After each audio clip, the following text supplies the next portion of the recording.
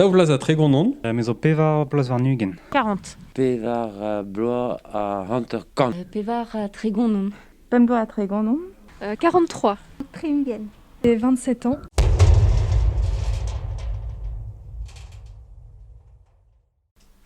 Petra eo vidon ar brezhoneg ar sa pregoulenn eo. Mar brezhoneg eo a ye ar yezhal la bourgenti. Un doare da veva ye. Ya. Un doare da velet ar bed. C'est les racines en fait bretonnes, les cultures, les fêtes aussi bretonnes. Voilà.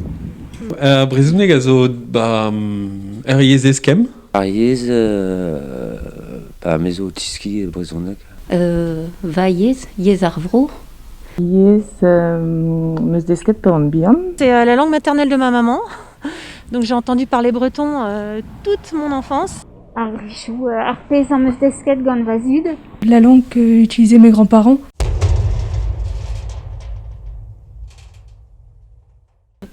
Komz a ran brezhoneg ar ger, neuze gant me bugale, hag tamik ie gant me mignonnet. Gant ma mignonnet, gant an dud a labouran ganto. Gant stagidial, gant mezud a wechou. Kozeal a ran brezhoneg gant va mignonnet, ket an ol, mignonnet zo ne gomzan ket brezhoneg. Bremañ gant yor, hag plijuseo. Daoustag eo distinvel dud ar galleg, ya sur, me ne ket nag a bouesor na disteror ged ar galleg, tu ar yezhal da eskem gant tudal, quoi. Ar goulou, kerzh da gousket, bonadu, ouais.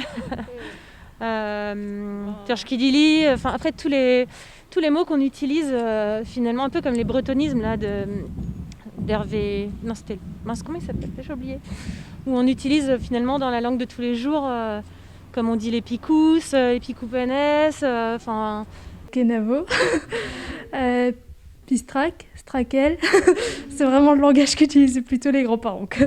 Ouais, moi je connais pas trop non. Je suis pas du tout. Voilà.